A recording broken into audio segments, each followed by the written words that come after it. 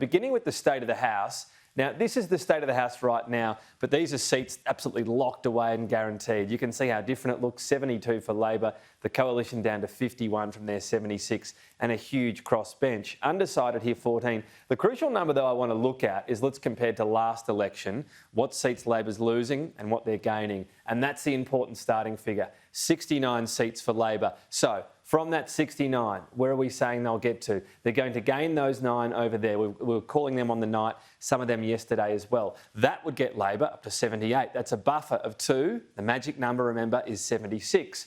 But we're saying they lose Griffith and Fowler. That gets them back to that bare majority. From there, we look at these seats that are a knife edge and could go either way. We have some predictions here. We're not putting some of these in a column out of an abundance of caution. We believe Labor will most likely hold both Lingiari and McNamara.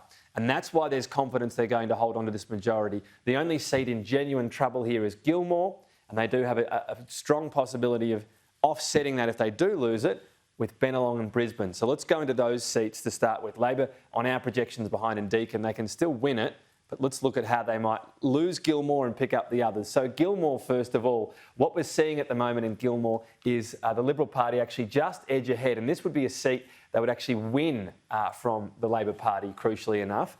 They haven't done that so far at this election. So the primary vote, you can see Andrew Constance up 13, Labor holding steady. How that's playing out at two-party preferred, Andrew Constance just ahead, 50.15%. From here, we're going to get more postal votes, which will help the Liberal Party, but also we're going to get some absent votes, which actually helps the Labor Party. So on the postal votes and how we're seeing them come in so far in the seat of Gilmore, not surprisingly, they're favouring the Liberal Party.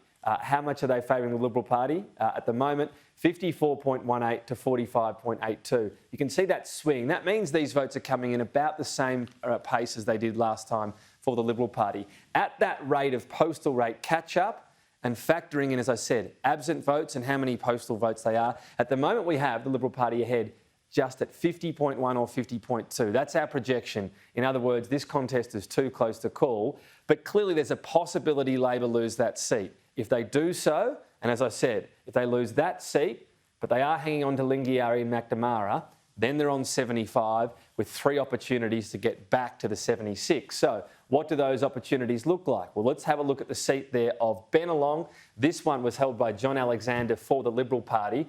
The primary vote for the Liberal Party has tanked there, but the maths as always, 80% give or take from the Greens vote, so Labor gets up to 46, Simon Kennedy gets up to about 43, 44. At that point, will Labor's lead hold when we factor in preferences flowing a little bit better for the Liberal Party in the rest of the parties? At the moment, the answer is yes.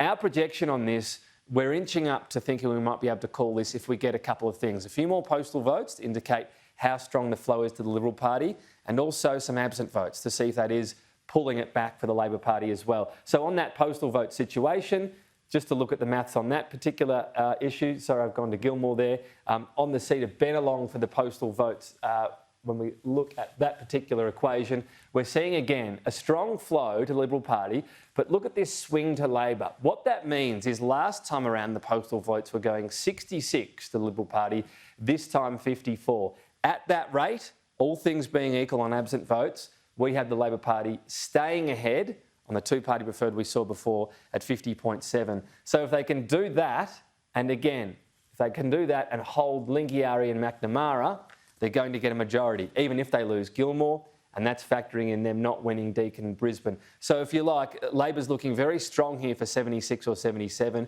We're just not quite having confidence yet in terms of knowing exactly how they're going to go. We're hoping for more postal votes today. The absent votes are not going to come, we're told, until tomorrow and the following days. So we're getting very close to being able to call that majority for the Labor Party.